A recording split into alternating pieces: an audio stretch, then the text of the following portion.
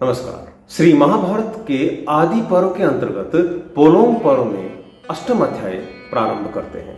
उग्र श्रवा जी जो कि ऋषियों को भृगुवंश की कथा सुना रहे थे और उसमें अग्नि देव को दिए गए शाप का वर्णन पिछले भाग में किया गया था, अब उससे आगे का वर्णन सुनिए। भृगुपुत्र च्यवन ने अपनी पत्नी सुकन्या के गर्भ से एक पुत्र को जन्म दिया जिसका नाम प्रमति था।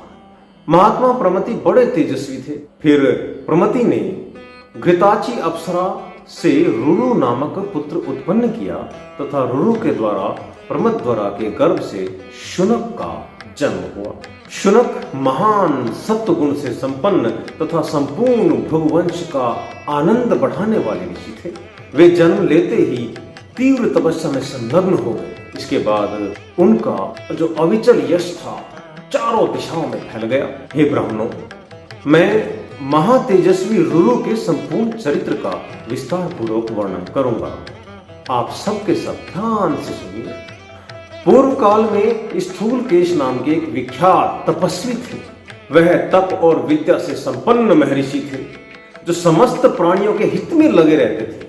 आजकल के वैज्ञानिकों की तरह हमारे ऋषि मुनि केवल मनुष्य के हित में तो तत्पर रहते ही नहीं थे। उनकी दृष्टि संपूर्ण प्राणियों को लेकर एक कुटुंब की दृष्टि थी। सब में समभाव देखते थे, सब प्राणियों को अपने जैसा समझते थे, इसलिए वह सबके हित में लगे रहते थे। और उन्हीं में से एक स्थूल केश नाम के ऋषि भी थे।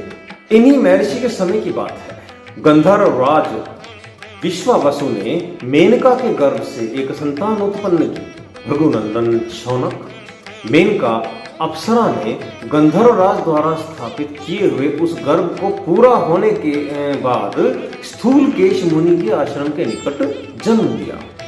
ब्राह्मण निर्दयी और निर्लज्ज मेनका अप्सरा उस नवजात गर्भ को वही नदी के तट पर छोड़कर चली गई। तदंतर तेजस्वी महर्षि स्थूल केश ने एकांत स्थान में त्यागी हुई उस बंधुहीन कन्या को देखा जो देवताओं की बालिका के समान दिव्य शोभा से प्रकाशित हो रही थी। उस समय उस कन्या को वैसी दशा में देखकर द्विज श्रेष्ठ मुनिवर स्थूल केश के मन में बड़ी दया आई। अतः वे उसे उठा लाए और उसका पालन पोषण करने लगे। वह सुंदरी कन्या उसके शुभ आश्रम पर दिनों दिन बढ़ने लगी। महाभाग महर्षि स्थूलकेश ने क्रमशः उस बालिका के जात कर्म आदि सब संस्कार विधि पूर्वक संपन्न किए। जो लोग ये भ्रम फैला रहे हैं कि भारत में तो स्त्रियों को शिक्षा का अधिकार ही नहीं था, यह श्लोक उनके मुंह पर एक तमाचा है। एक कन्या होते हुए भी ऋषि ने उनके सभी संस्कार विधि पूर्वक किए। इसका अर्थ यह है कि उन्हें पढ़ने का भी अधिकार विधि पूर्वक दिया गया। वह बुद्धि, रूप और उत्तम गुणों से सुशोभित हो संसार की समस्त प्रमदाओं अर्थात सुंदर स्त्रियों में श्रेष्ठ जान पड़ती थी, इसलिए महर्षि ने उसका नाम भी प्रमद्वरा रख दिया। एक दिन धर्मात्मा रुरु ने महर्षि के आश्रम में उस प्रमद्वरा को देखा। उसे देखते ही उसका हृदय तत्काल कामदेव के वशीभूत हो गया। तब उन्होंने मित्रों द्वारा अपने पिता भृगुवंशी प्रमति को अपनी अवस्था कहलाई। तदंतर प्रमति ने यशस्वी स्थूल केश मुनि से अपने पुत्र के लिए वह कन्या मांगी। तब पिता ने अपनी कन्या प्रमद्वरा का रुरु के लिए वाग्दान कर दिया अर्थात सगाई कर दी और आगामी उत्तर फाल्गुनी नक्षत्र में विवाह का मुहूर्त निश्चित कर दिया। प्रमद्वरा के विवाह का मुहूर्त निकट आ गया। उसी समय की बात है कि वह सुंदरी कन्या अपनी सभी सखियों सहेलियों के साथ क्रीड़ा करती हुई वन में घूमने लगी। मार्ग में एक सांप चौड़ी जगह घेर कर तिरछा सो रहा था। प्रमद्वरा ने उसे नहीं देखा। वह काल से प्रेरित होकर मरना चाहती थी, इसलिए सर्प को पैर से कुचलती हुई आगे निकल गई।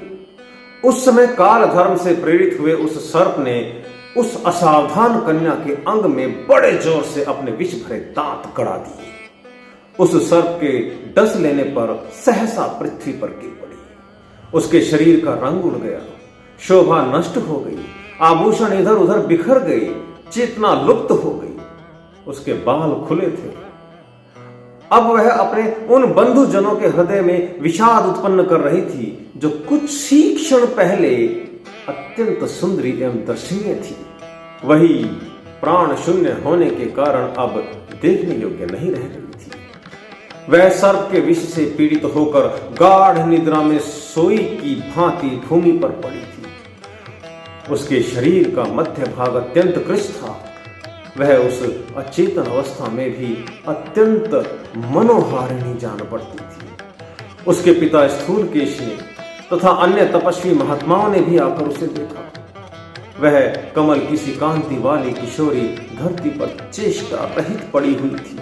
तदंतर स्वस्त्यात्रेय, महाजानु, कुशिक, शंख मेखल, उद्दालक, कठ, महायशस्वी श्वेत, भरद्वाज, कोणकुच्छ, अर्ष्टिशेण, गौतम अपने पुत्र रुरु सहित प्रमति तथा अन्य सभी वनवासी श्रेष्ठ द्विज ऋषि मुनि दया से द्रवित होकर वहां आए। वे सब लोग उस कन्या को सर्प के विष से पीड़ित हो प्राण शून्य हुई देख करुणावश रोने लगे। रुरु तो अत्यंत आर्त होकर वहां से बाहर चला गया और शेष सभी द्विज उस समय वहीं बैठे रहे। बंधुजनों, इस प्रकार श्री महाभारत आदि पर्व के अंतर्गत पोलोम पर्व में प्रमद्वरा के सर्प दर्शन के संबंध रखने वाला यह 8वां अध्याय भी पूरा हुआ। 9वां अध्याय अगले भाग में लेकर आएंगे। प्रतीक्षा कीजिए, चैनल को सब्सक्राइब कीजिए। नमस्कार।